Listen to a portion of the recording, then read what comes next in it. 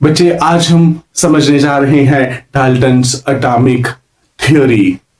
Dalton's atomic theory nature of matter को explain करता है। लगभग 200 साल पहले जॉन डाल्टन, जो कि एक इंग्लिश फिजिस्ट भी हैं और केमिस्ट भी हैं, उन्होंने मैटर के नेचर को एक्सप्लेन करने की कोशिश की। क्या कभी आपने सोचा कि अगर हम कोई भी मैटर ले लेते हैं और उसको हम ब्रेक करते हैं, तोड़ते हैं, तो लास्ट में कहीं ना कहीं एक ऐसा पार्टिकल आ जाता है जिसे तोड़ना पॉसिबल नहीं होता। उसी को एटम कहा जाता है। एटम एक इनडिविजिबल पार्टिकल होता है। तो इसी चीज को एक्सप्लेन किया जॉन डाल्टन ने और दिया डाल्टन्स एटॉमिक थ्योरी। इसी को हम पढ़ेंगे। जो इसके मेन पॉइंट्स हैं, सबसे पहले तो आपको ये बताते हैं कि this theory was proposed by Dalton in 1808। John Dalton. जो इस थ्योरी के मेन पॉइंट्स हैं, जो स्टेटमेंट्स हैं, जो पोस्टुलेट्स हैं, वो इस तरीके से हैं। Main points of the theory.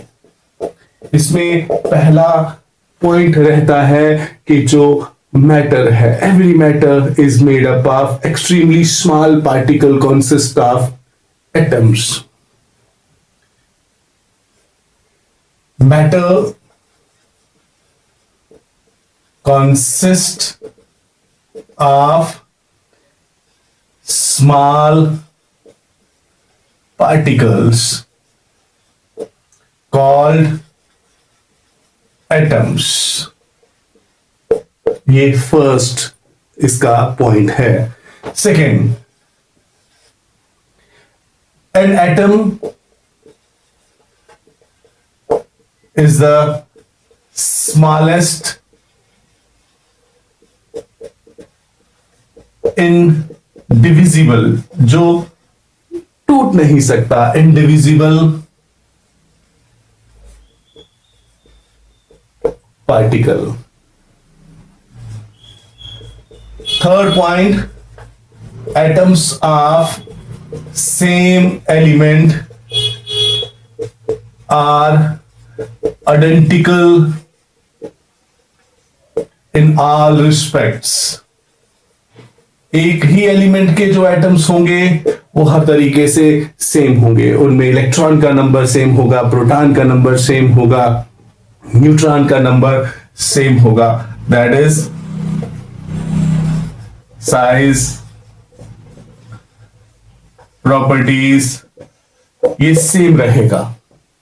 अगर आप हाइड्रोजन की बात करें तो जितने भी हाइड्रोजन एटम होते हैं उन सब में एक इलेक्ट्रॉन होता है, एक प्रोटॉन होगा और न्यूट्रॉन नहीं होता हाइड्रोजन के अंदर। हाँ, उसके आगे आइसोटोप्स वगैरह आते हैं, वो अलग बात है। एटम्स ऑफ, नेक्स्ट पॉइंट में, atoms of different elements are different in all respects. Different element के एटम्स डिफरेंट होंगे। हाइड्रोजन में एक इलेक्ट्रॉन होता है और अगर हम सोडियम उठा के देख लें तो उसमें 11 इलेक्ट्रॉन्स होते हैं। तो atoms of different elements are different in all respects. Atoms of different elements combine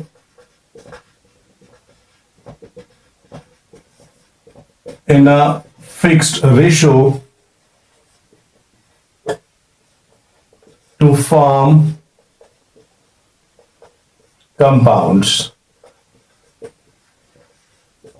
For example, water की बात करें तो इसमें हाइड्रोजन ऑक्सीजन का जो रेशो है बाय नंबर, वो है 2:1 by number. Number 6, an atom is the smallest particle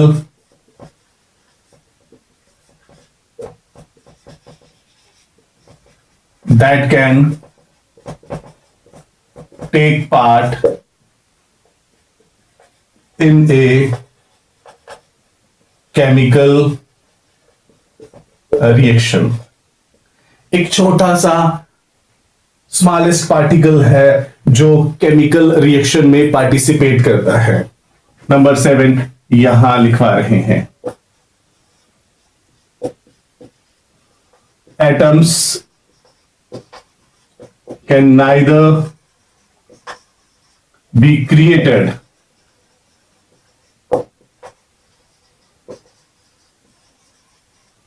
nor be destroyed. Atoms ना कभी बनते हैं और ना कभी खत्म होते हैं. तो ये कुछ पॉइंट्स हैं डाल्टन्स एटॉमिक थ्योरी के. इसके लिमिटेशंस भी हैं. डाल्टन्स एटॉमिक थ्योरी जब दी गई तो कुछ कॉन्सेप्ट को एक्सप्लेन ही नहीं कर पाए. उसमें कुछ लिमिटेशंस हैं, उसमें कुछ कमियां हैं.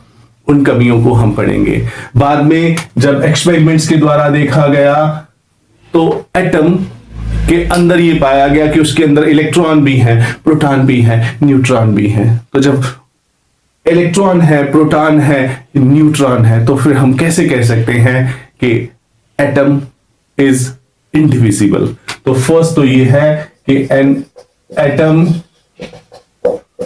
Is no longer considered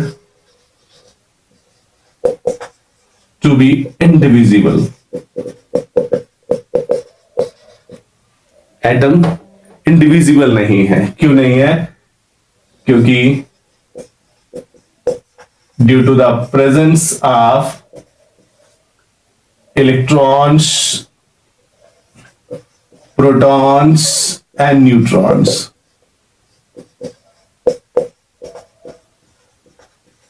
experiments के द्वारा जब इलेक्ट्रॉन्स को, प्रोटॉन्स को, न्यूट्रॉन्स को डिस्कवर किया गया तो पता चला कि एटम तो इंडिविजिबल नहीं है. तो ये किसकी लिमिटेशन है? दूसरी लिमिटेशन ये है कि अगर हम बात कर ले आइसोटोप की. क्या होता है isotope?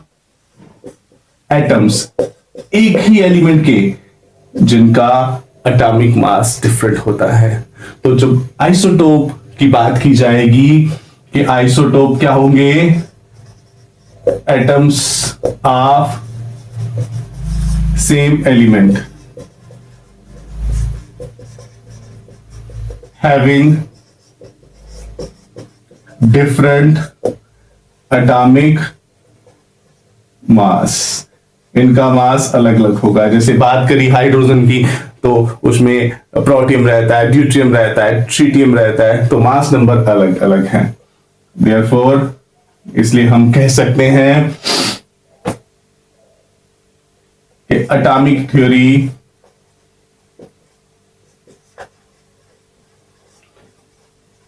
could not explain why atoms of same element are identical in all respects. क्यों सारे के सारे एक एलिमेंट एक जैसे होते हैं? यहां तो हमने पढ़ लिया कि डिफरेंट भी हो सकते हैं. And atoms of different elements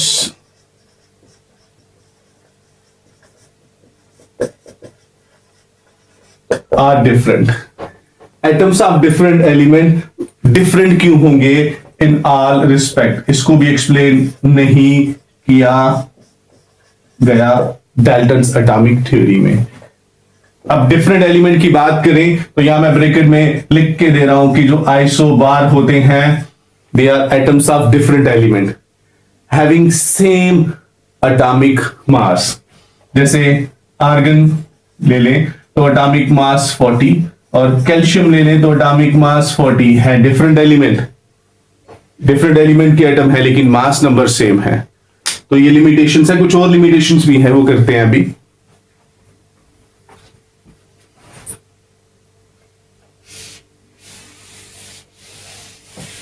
third limitation, Dalton's atomic theory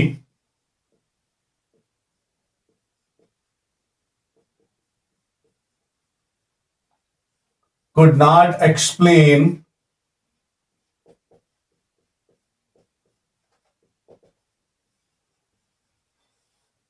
Gay-Lussac's law of combining gaseous volume। Dalton's atomic theory laws of chemical combination based on mass को एक्सप्लेन करता है, law based on volume explain नहीं कर पाती ये theory.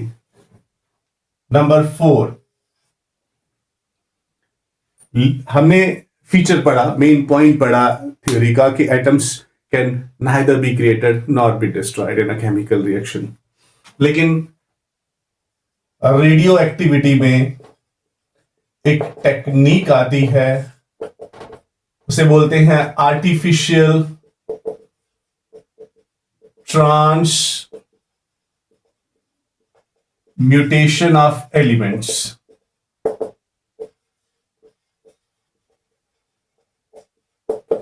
तो इस technique के द्वारा जब radioactive elements alpha rays निकालते हैं, बीटा रेज निकालते हैं, तो एक एटम का न्यूक्लियस दूसरे एटम के न्यूक्लियस में चेंज हो जाता है। तो फिर कैसे हम उस फीचर को वैलिड मानेंगे? तो it is the limitation of Dalton's atomic theory. By the artificial transmutation of element technique, atoms of one element can be changed into atom of other element। Nucleus change हो जाता है जब radiations produce की जाती है। Number 5, it could not give a clear